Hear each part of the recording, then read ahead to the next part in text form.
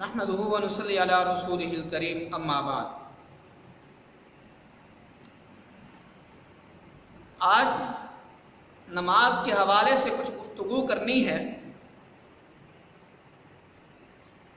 کہ ہمارے بعض ساتھی نماز کے اندر بعض ایسی غلطیاں کرتے ہیں،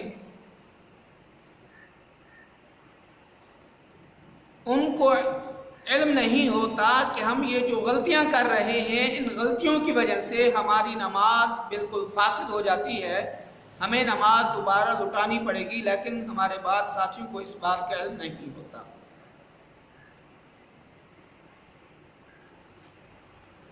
پہلی غلطی یہ ہے کہ بعض ساتھیوں کو نماز کی حالت میں یہ دیکھتے ہوئے نظر آیا ہے کہ جب وہ قیام کی حالت میں ہوتے ہیں یا تشہد کی حالت میں ہوتے ہیں، بغیر کسی وجہ کے اپنے ہاتھوں کی حرکت کرتے رہتے ہیں۔ مثال کے طور پر بعض انسانوں کے اندر عادت ہوتی ہے کہ قیام کی حالت میں کھڑے ہوئے ہیں تو کبھی یہاں پر خارج کرنا شروع کر دی، کبھی یہاں پر خارج کرنا شروع کر دی، تو کبھی جسم پر خارج کرنا شروع کر دی، یعنی اس چیز کی ضرورت ہی نہیں ہے تو وہ ایسا کرنا لگ جاتا ہے نماز کی حالت میں۔ تو آیا کہ ایسی فضول حرکتوں کا، فضول کاموں کا نماز کے اوپر کچھ اثر بھی پڑتا ہے یا نہیں پڑتا؟ جیسے قرآن مجید میں ہے وَقُومُوا لِلَّهِ قَانِتِينَ، کہ اللہ فرماتے ہیں کہ تم کھڑے ہو جاؤ بالکل مؤدب بن کے۔ اب ایک آدمی قیام کی حالت میں یا تشہد کی حالت میں اپنے ہاتھوں کے ساتھ حرکت کرنا شروع کر دیتا ہے، کبھی ادھر خارج کر لی، کبھی ادھر خارج کر لی، کبھی سر کو کھجا لیا، تو کسی ایک رکن میں 3 مرتبہ اس نے ایسی حرکت کر لی تو اس کی نماز ٹوٹ جائے گی، اب اس کو نماز دوبارہ لٹانا پڑے گی۔ یا پھر اگر وہ اس طرح کی حرکت صرف ایک ہی مرتبہ کرتا ہے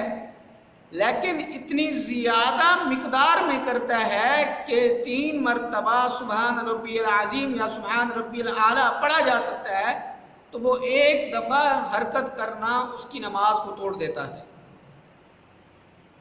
اس لیے ہمیں چاہیے کہ نماز کے دوران ہم سکون کے ساتھ کھڑے ہوں، ہم نماز کی حالت میں اس طرح کھڑے ہوں کہ ہم ایسا محسوس کریں کہ اللہ رب العزت کی ذات ہمارے سامنے ہے۔ اگر یہ تصور ہم اپنے ذہنوں میں نہیں لا سکتے تو کم از کم یہ تصور تو ہم لازمی لائیں کہ اللہ رب العزت کی ذات ہمیں دیکھ رہی ہے اور ہم اللہ رب العزت کی ذات کے سامنے موجود ہیں۔ اور دوسری غلطی یہ ہے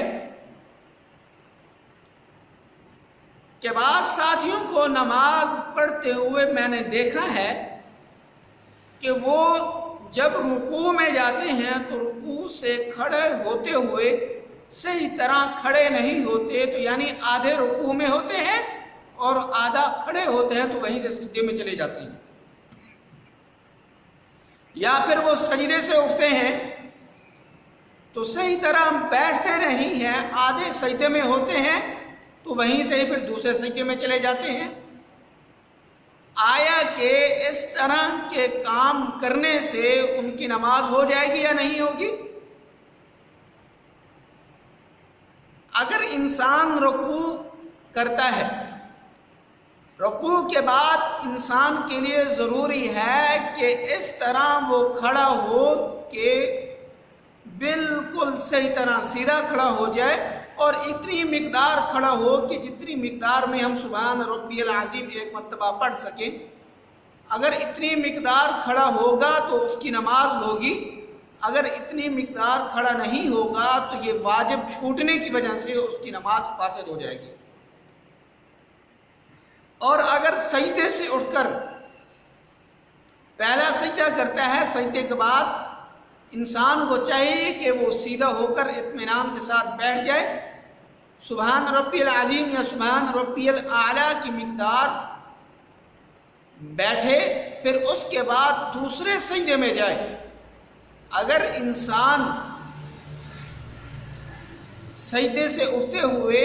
सही तरह सुकून के साथ नहीं बैठता तो वाजिब छूटने की वजह से उसकी नमाज फासिद हो जाएगी। अब नमाज दोबारा पढ़ना पड़ेगी। यानी रुकू से खड़ा होकर सुकून के साथ खड़ा होना, जिसे हम इकामा बोलते हैं या जिसे हम जलसा बोलते हैं, सजदे के बाद दो सजदों के दरमियान बैठना, रुकू के बाद खड़ा होना और दो सजदों के दरमियान बैठना सुकून के साथ सुबहान रब्बिल अज़ीम या सुबहान रब्बिल आला की मिक़दार, ये वाजिब है। अगर हम इस वाजिब पर अमल करेंगे तो हमारी नमाज मुकम्मल होगी। अगर हम इन दो जगहों पर हम जल्दी का मुजाहरा करेंगे, सुकून के साथ ना खड़े होंगे ना सुकून के साथ हम बैठेंगे, तो फिर हमारी नमाज टूट जाएगी, तो फिर हमें नमाज दोबारा पढ़नी पड़ेगी। ये हमारी नमाज की छोटी छोटी गलतियां हैं जिनकी वजह से हमारी नमाज बिल्कुल टूट जाती है और हमें इस चीज़ का इल्म ही नहीं होता। तो दुआ है कि अल्लाह हम सबको अपनी इन गलतियों को दूर करने की तौफीक अता फरमाए। वमा अलैना इल्लल बलागुल मुबीन।